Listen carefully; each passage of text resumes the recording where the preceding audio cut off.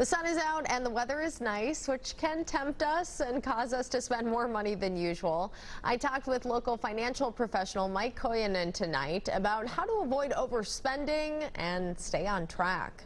Apparently we spend more in the summer, and I imagine even more so this summer because we're emerging from the pandemic. People are kind of dipping their toe in, and that costs us. Yeah, I mean, it's as Midwesterners too. I mean, we just, love the summer. We live for the summer where, you talk to your people are in weddings, people doing camping trips, vacation, kids are in camp, music concerts, sporting events, festivals. So, the bills are adding up in a sense, expenses add up and the money's going just as fast. How much more do you see like your own clients spending right now, or has it drastically shifted since vaccines have rolled out and all of that? Yeah, we've seen a change because a lot of people were saving a lot of money. They planned, for spending typically this last year, but they weren't able to do it. So I'm curious, they're like rules of thumb for how much you should spend on your living expenses, for instance.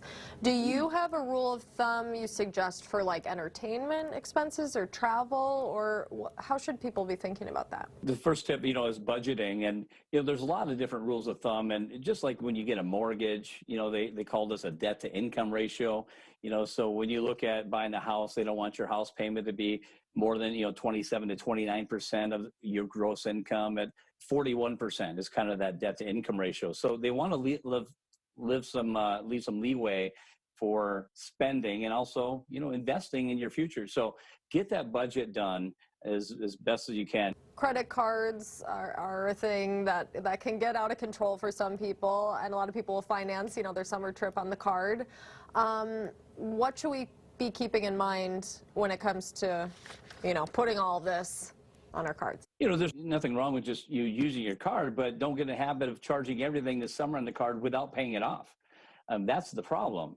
If you're paying it off within 30 days, that's not an issue. So we need to change our mindset for majority of people with credit cards. It should be looked at as a convenience factor, not as a personal loan. Otherwise, you're going to pay that for months and years, compound interest. And, when you get to Christmas, you're going to have issues again. Because when Christmas comes, if you always rely on credit cards to live for the now and live for today, you're going to have that same issue. So just get in the habit of paying them off every month and actually find the right credit card that's going to pay you some money back, 1% to 2%.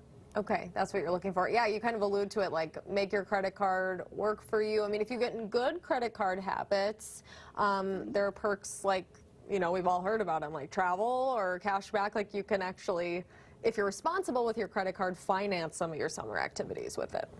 Yeah, and we're one of those big wholesale membership cards that pays us like 4% back on some of those things. We get paid once a year. We're going to have, you can have a few grand back.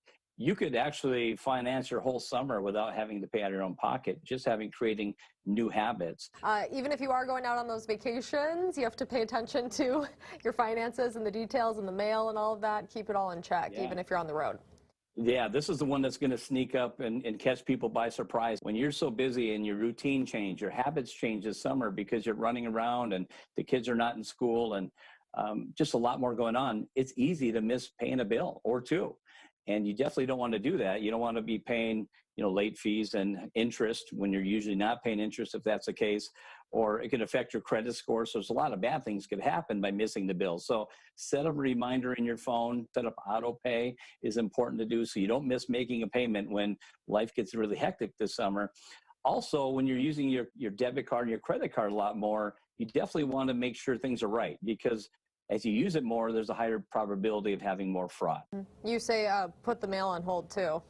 Yeah, that would be important. If you're going to be gone for more than 3 days or so, you don't want to be leaving bills there for somebody just to open up your mailbox and take that information. Okay, how can we get better at saving when we have weddings on the calendar, trips that have been stacked up for a couple of years that people want to take? How can we still keep saving in mind? Well, it's really about priorities, so it's great to live for the summer and enjoy this, but don't let it delay your retirement. We need to plan ahead. Don't spend so much or go so crazy this summer. It's out of your budget. And with all of this, have fun as well. And like you said, that doesn't always require spending money. Yeah, you don't have to spend a lot to have fun. Just make memories. And most children, they don't care whether you spend $100 or $200 or $1,000 or nothing. They just want time. So just spend that time and just go out of your way to make those memories.